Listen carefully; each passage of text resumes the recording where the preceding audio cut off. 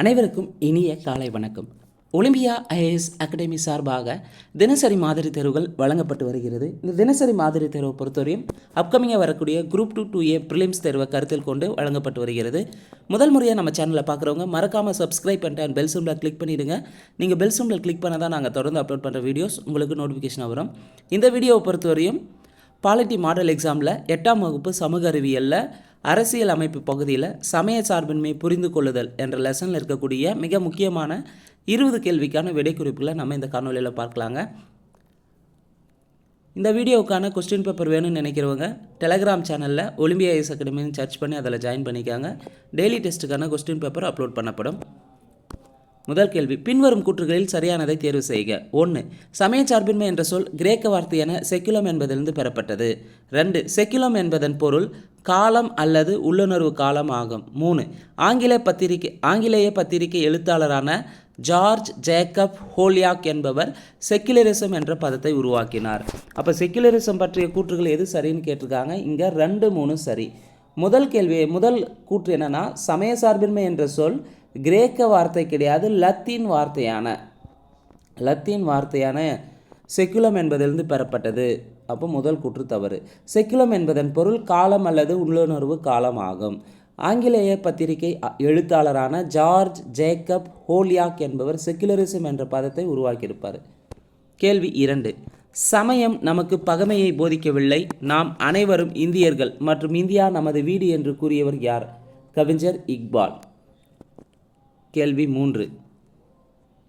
India பல்வேறு நம்பிக்கைகளை சமமாக போற்றி மதிக்கப்படும் இடமாக இருப்பதோடு ஒரே தேசிய கண்ணோட்டத்தை கொண்டிருக்கும் என்று கூறியவர் ஜவஹர்லால் நேரு. கேள்வி 4. பின்வரும் கூற்றுகளில் சரியானது எவை? 1. நாத்திகம் என்பது கடவுள் அல்லது கடவுள்கள் மீது நம்பிக்கையற்றிருத்தல். சரி. சமயச்சார்பின்மை என்பது அரசோ சமயமோ ஒன்று மற்றொன்றின் விவகாரங்களில் தலையிடாதிருத்தல். சரி. அரசானது எந்த ஒரு மதத்தை சார்ந்த பிரிவினருக்கும் எதிராக குற்றம் சாட்டாது என்பது கிபி 3ஆம் நூற்றாண்டிலே அறிவித்த முதல் பேரரசர் அசோகர் ஆவார். ஸோ அரசானது எந்த ஒரு மதத்தை சார்ந்த பிரிவினருக்கும் எதிராக குற்றம் சாட்டாது என்று கிபி 3 கிடையாது, கிமு 3ஆம் நூற்றாண்டிலேயே அறிவித்த முதல் பேரரசர் அசோகர் ஆவார். சரி. ஆனால் இங்கே கிபி 3ன்னு தந்திருக்காங்க, அப்போ தவறு. 4. அசோகர் தனது 13வது பாறை அரசாணையில் அனைத்து மத பிரிவினருடன் சகிப்புத்தன்மையோடு மட்டுமல்லாமல் அவர்கள் மீது மிகுந்த மரியாதைக்குரிய மனநிலையை வளர்த்துக்கொள்ளும் தம் மக்களுக்கு வேண்டுகோள் விடுத்துள்ளார். அசோகர் 13வது பாறை அரசாணையில் சொல்லியிருப்பார்னா கிடையாது, 12வது பாறை அரசாணையில். அப்போ இங்கே சரியானது 1, 2 சரி, 3, 4 தவறாக இருக்குது. கேள்வி 5. பின்வரும் எந்த முகலாய அரசர் மத சகிப்புத்தன்மை கொள்கையை பின்பற்றினார்? அக்பர்.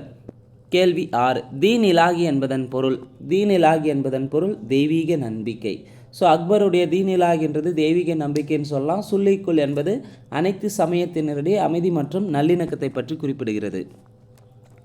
கேள்வி 7. பின்வரும் கூற்றுகளை கவனித்து அதில் தவறான கூற்றினை தேர்வு செய்க.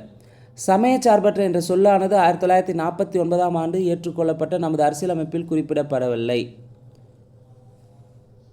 சமயச்சார்பின்மை என்ற சொல் 1949 ஏற்றுக்கொள்ளப்பட்டதுன்னா 1950 தான் ஏற்றுக்கொள்ளப்பட்டது. 1959, அதாவது இந்த 8th புக்கு பொறுத்தவரையும் 1950 நடைமுறைக்கு வந்ததாக தான் ஏற்றுக்கொள்ளப்பட்டதுன்னு தந்திருப்பாங்க. அதை தெளிவாக பார்த்துக்காங்க. ஸோ நமது அரசியலமைப்பில் குறிப்பிடப்படவில்லை. 50 ஏற்றுக்குவாங்க. அப்போது 1 தவறு. அதே 2, 3 4 சரியாக இருக்கும். 1976ஆம் ஆண்டில் இந்திய அரசியலமைப்பில் மேற்கொள்ளப்பட்ட 42வது சட்டத்திருத்தத்தின் மூலம் முகவுரையில் சமய சார்பற்ற என்ற சொல் சேர்க்கப்பட்டது. ஸோ இங்கே பார்த்திங்கன்னா 49 ஏற்றுக்கொள்ளப்பட்டதுன்னு கிடையாது, 50ன்னு கொடுத்துருப்பாங்க 8th புக்கு. ஆனால் ஏற்றுக்கொள்ளப்பட்டு நடைமுறை வந்தது 1950 ஜனவரி 26. அப்போ பார்த்திங்கன்னா சமய சார்பற்ற என்ற சொல் இடம்பெற்றிருக்காது. பிறகு 42வது சட்டத்திருத்தம் 1976 தான் சமய சார்பற்ற என்ற சொல் சேர்த்திருப்பாங்க. சரி. இந்தியா ஒரு இறையாண்மை வாய்ந்த சமதர்ம சமய சார்பற்ற மக்களாட்சி குடியரசு ஆகும். சரி. நமது அரசியலமைப்பின் அடிப்படை நோக்கமானது தேசிய ஒற்றுமையும் ஒருமைப்பாட்டையும் தனிமனித மாண்புடன் கண்ணியத்துடன் ஊக்குவிப்பதாகும். சரி. கேள்வி இதில் தவறான கூற்று எதுனா தவறு 1 மட்டும் தவறாக இருக்குது. கேள்வி 8. கூற்று காரணம். கூற்று: இந்திய அரசியலமைப்பில் உறுதியளிக்கப்பட்டுள்ள சமய சுதந்திரம் நாட்டு மக்கள் மட்டுமின்றி இந்தியாவில் வாழும் வெளிநாட்டவருக்கு வழங்கப்படுகிறது. சரி. காரணம்: சமய சுதந்திரம் என்பது அனைவருக்கும் பொதுவானது. இங்கே கூற்று சரி, காரணம் சரி. மேலும் காரணம் கூற்றுக்கான சரியான விளக்கமாகும். கேள்வி 9. சரியான இணையை தேர்வு செய்க. பிரிவு 15 சமயம், இனம், சாதி, பாலினம் அல்லது பிறப்பிடம் ஆகியவற்றின் அடிப்படையில் பாகுபடுத்துவதை தடை செய்கிறது. சரி. பிரிவு 16 பொது வேலைவாய்ப்பில் சமமான வாய்ப்பளித்தலை குறிப்பிடுகிறது. சரி. பிரிவு 25 சமய விவகாரங்களை நிர்வகிக்க உரிமையா? கிடையாது. பிரிவு 26 எந்த ஒரு சமயத்தினை ஏற்கவும் பின்பற்றும் பரப்பு உரிமை அறிக்கை வழங்குகிறதா? தவறு. அப்போ இங்கே சரியான இணை 1, 2 சரி. ஆர்டிகல் 25 என்ன சொல்லுதுன்னா, எந்த ஒரு சமயத்தினை ஏற்கவும் பின்பற்றவும் பரப்பும் உரிமை வழங்குகிறது. அதே ஆர்டிகல் 26 சமய விவகாரங்களை நிர்வகிக்கும் உரிமைன்னு சுதந்திரத்தை சொல்லும். இங்கே 3 நாளும் மாறி இருக்கு. கேள்வி 10. பம்பாய் மாநிலம் வெர்சஸ் ரத்திலால் பன்சந்த் வழக்கு நடைபெற்ற ஆண்டு. பம்பாய் மாநிலம் ரத்திலால் பன்சந்த் வழக்கு நடைபெற்ற ஆண்டு 1954. கேள்வி 11. தவறான இணையை தேர்வு செய்க. 3 கூற்றில் எது தவறுன்னு பார்க்கலாம். பிரிவு 27 ஆர்டிகல் 27 எந்த ஒரு குறிப்பிட்ட சமயத்தையும் ஆதரிக்க அரசானது எந்த ஒரு குடிமகனையும் வரி செலுத்துமாறு வற்புறுத்தக்கூடாது. சரி. பிரிவு 28 ஆர்டிகல் 28 சில கல்வி நிறுவனங்களில் மதம் சார்ந்து நடைபெறும் சமய போதனைகள் அல்லது சமய வழிபாடு நிகழ்ச்சிகள் கலந்து கொள்ளாமல் இருக்கும் உரிமையை தருகிறது. சரி. ஆர்டிகல் 29 என்ன சொல்லுதுன்னா, அரசு உதவி பெறும் கல்வி நிறுவனங்கள் பாகுபாடு காட்ட தடை விதிக்கப்பட்டுள்ளது. சரி. ஆர்டிகல் 29 இங்கே இப்போ தவறான இணையதுன்னா தவறு எதுவும் இல்லை. கேள்வி 12. அக்பரின் கல்லறை எங்கு அமைந்துள்ளது? அக்பரின் கல்லறை சிக்கந்தராவில் அமைந்துள்ளது. கேள்வி 13. என்னை எங்கே தேடுகிறீர்கள், நான் உன்னுடன் இருக்கிறேன் என்ற கவிதை எழுதியவர் யார்? கபீர். என்னை எங்கே தேடுகிறீர்கள், நான் உன்னுடன் இருக்கிறேன் புனித யாத்திரையிலோ சின்னங்களிலோ அல்ல, தனிமையிலும் இல்லை, கோயில்களிலோ மசூதிகளிலோ அல்ல, காபாவிலோ அல்ல, கைலாசத்திலோ அல்ல, நான் உன்னுடன் இருக்கிறேன், ஓ மனிதனே நான் உன்னுடன் இருக்கிறேன் என்ற கவிதை எழுதியிருப்பார் கபீர். கேள்வி 14. சமயச்சார்பின்மை என்பது என்ன? சமயச்சார்பின்மைனா எந்த சமயத்தை சார்ந்த குடிமகனும் சகிப்புத்தன்மையுடன் அமைதியாக இணக்கமாக வாழ்தலை குறிப்பிடுகிறது. கேள்வி 15. இந்தியா ஒரு டேஸ் கொண்ட நாடாகும். இந்தியா பார்த்திங்கன்னா பல்வேறு சமய நம்பிக்கை பல்வேறு பண்பாட்டு நம்பிக்கை கொண்ட நாடாகும். சரியான விடை ஆப்ஷன் சி. கேள்வி 16. இந்திய அரசியலமைப்பின் முகவரை திருத்தப்பட்ட ஆண்டு. இந்திய அரசியலமைப்பின் முகவரை ஒரே ஒரு முறை தான் இதுவரை திருத்தியிருப்பாங்க, 1976 42வது சட்ட திருத்தத்தின் மூலமாக.